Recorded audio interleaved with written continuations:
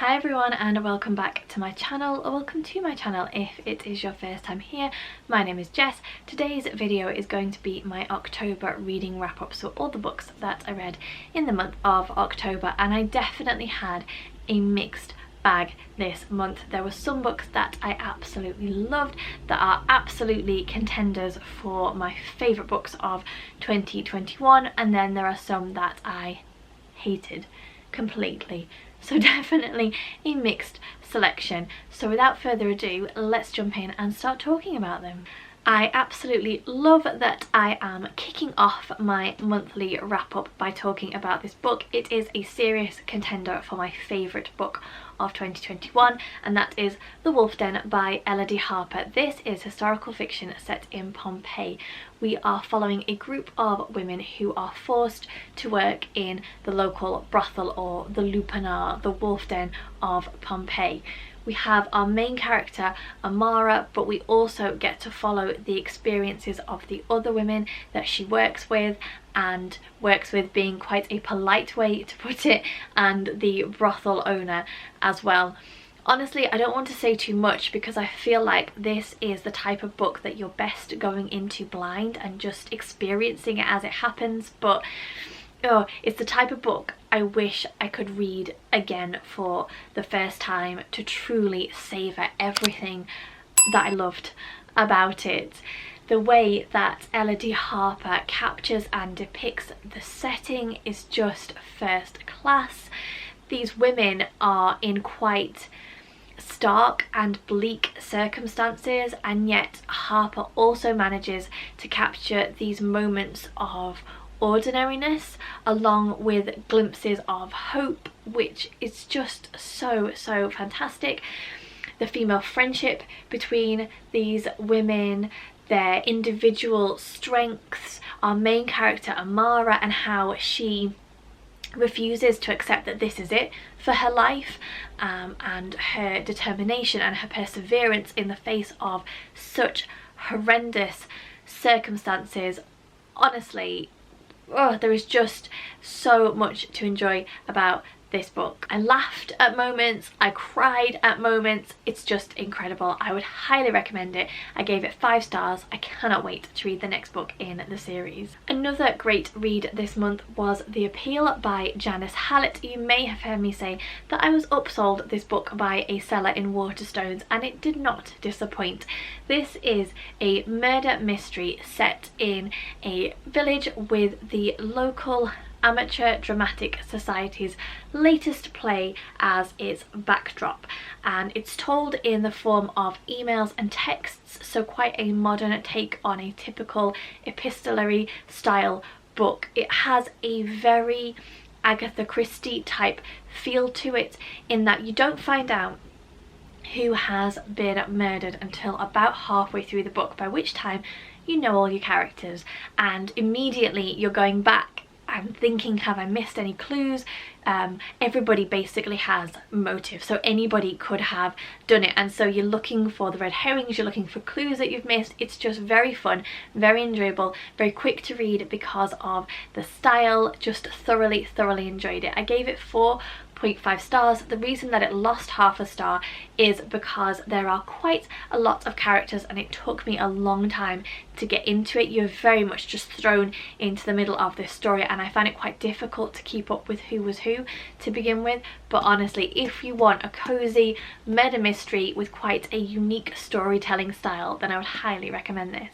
The next 3 books I read as part of a 2-part vlog that I did, so I won't spend too much time talking about them. If you want to know my full thoughts and see my full reading experience, I will link the videos in the description box down below. But first up we have If You Could Go Anywhere by Paige Toon, and honestly I hated everything about this book, and I don't say that lightly because I know the creativity and the time and the effort that goes into writing a book, but I just did not like anything about this book at all.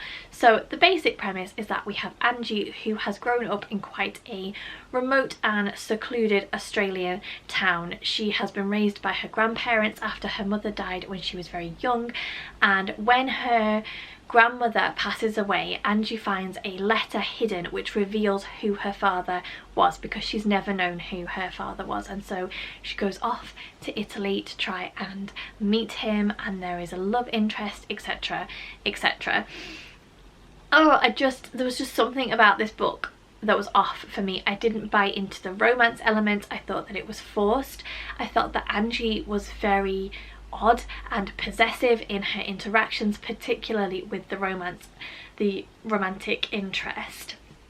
And the representation of mental health in this is actually appalling. So our love interest is suffering with grief and depression quite severely, and it very much comes from a place of once, and this is a spoiler, so I will leave a timestamp. If you do have an interest in reading this book, do skip forward, because this is a major spoiler. So obviously Angie and our love interest get together, and it very much comes from a place of, now that you have me, you are no longer depressed. Now that you have me, you no longer suffer with grief, and that's just really not how mental health works, and I absolutely hated that level of representation. I thought it did a real injustice. As I say, it felt appalling to me that that was how the author had decided to go with that particular storyline. Just honestly, 1 star.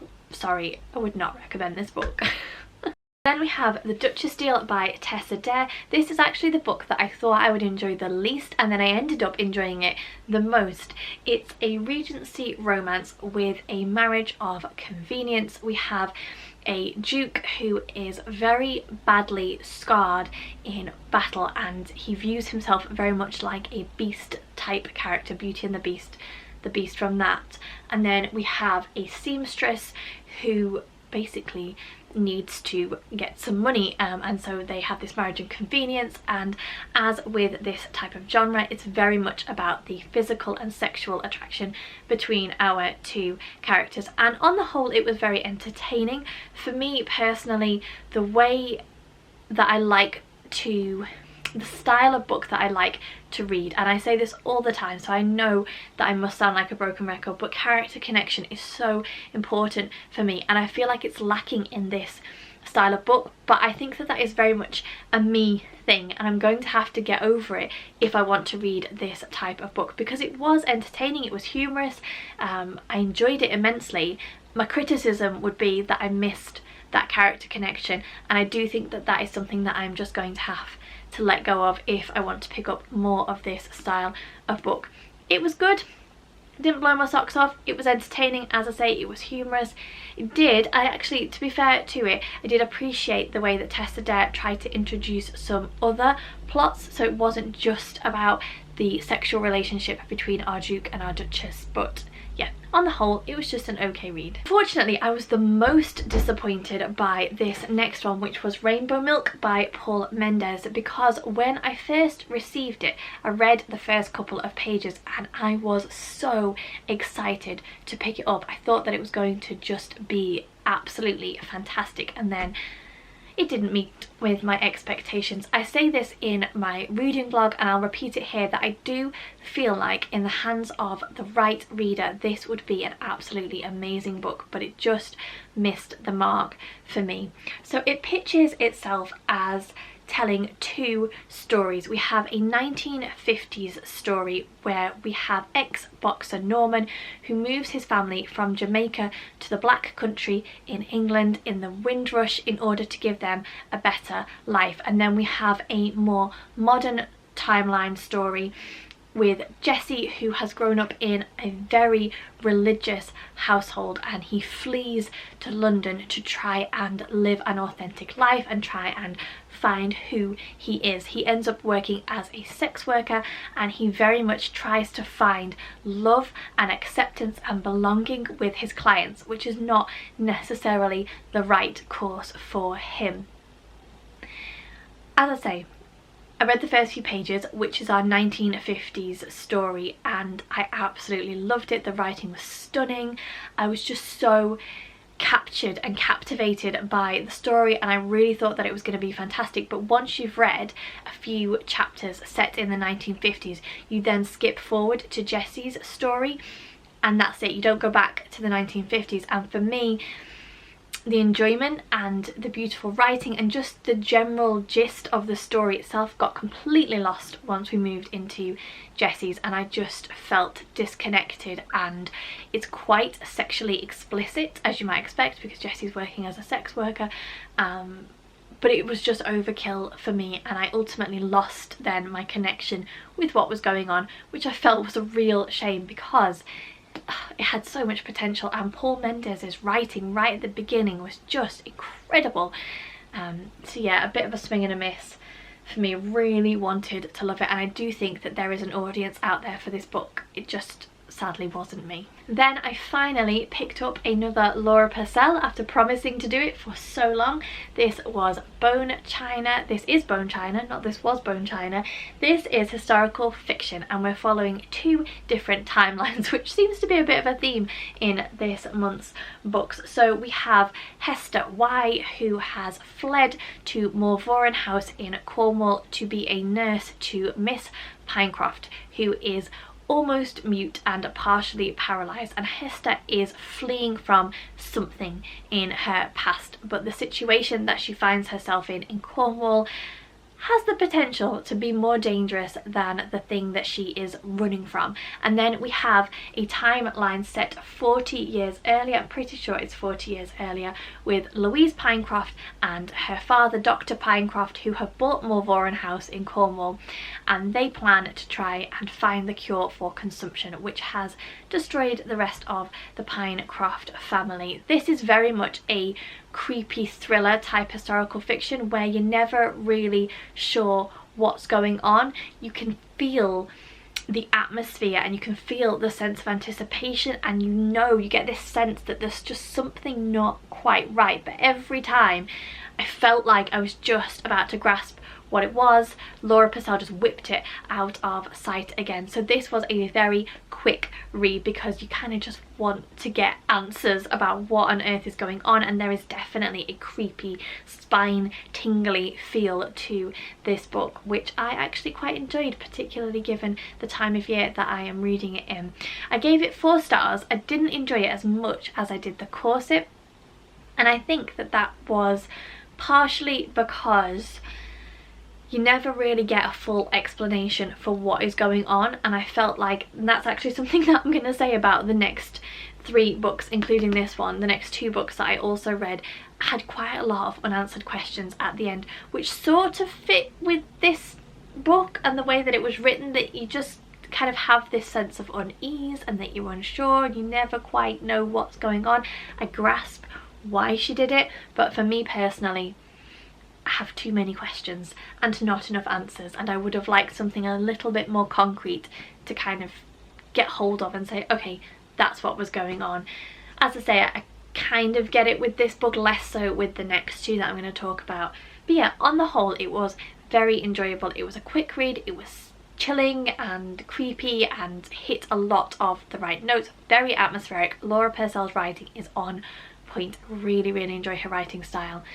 Just an alright read. Next we have The Light Between Oceans by M.L. Stedman. This was my book club's choice for October. It is historical fiction set in Australia, and we are following a couple called Tom and Izzy who make quite a questionable decision. The discussion for this, I have to say, was absolutely fantastic because everybody came from a slightly different position, and it just made it so enjoyable. So we have Tom and Izzy. Tom works managing lighthouses, and they are posted on an extremely remote island shortly after they get married. And then they have a string of miscarriages and a very sad stillbirth, and that drives a very poor decision that they make when a boat washes up and there is a dead man in the boat and a baby, and they decide to basically claim the baby and pass her off as their own. Personally, one of the things that I really liked was the way that M.L. Stedman made me feel sympathy for all the characters. So even though I could appreciate that what Izzy and Tom had done was wrong, I could still feel the sympathy for them and the hurt, because obviously everything comes out into the open, and what you have is a very distressed child who is being told that the people that she has known and loved as her parents actually aren't her parents. And I could feel the hurt, the visceral raw hurt from Izzy once she had her child removed from her. I appreciate that it wasn't actually her child, but you know, this little girl that she had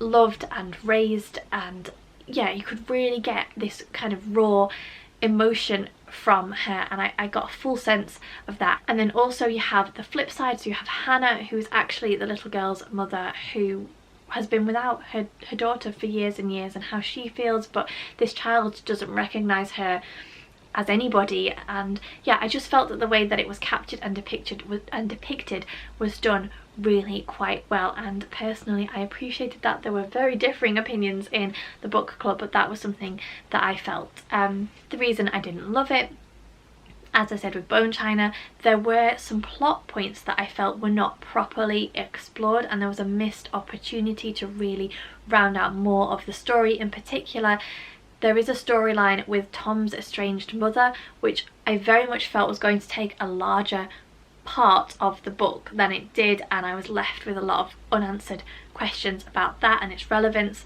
Tom has an experience in the war, and that determines a lot of the decisions that he makes, and I felt like that could have been explored in a little bit more depth.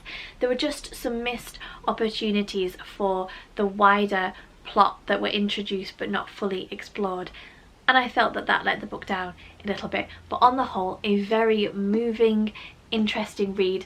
The only other criticism that I have of it is the pacing.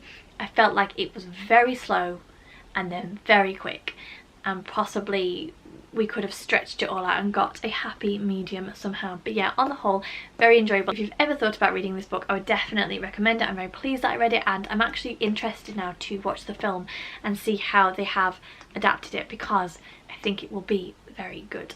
And the final book that I'm going to talk about was a much anticipated read for me, hence why I have it in hardback, because I hardly ever buy hardback editions, and that is Cloud Cuckooland by Anthony Doerr. Anthony Doerr being the author of All the Light We Cannot See, one of my all-time favourite historical fiction books. It took Anthony Doerr 7 years to write this book, and as you might expect, my expectation levels were sky high, and honestly it did not disappoint. This was an epic undertaking. We read from a variety of points of view. We follow a huge number of characters. We follow 5 different storylines set in the past, the present and the future. We go from 2 characters who are in the 1400s in Constantinople right through to a young girl who's floating around in some kind of capsule in space.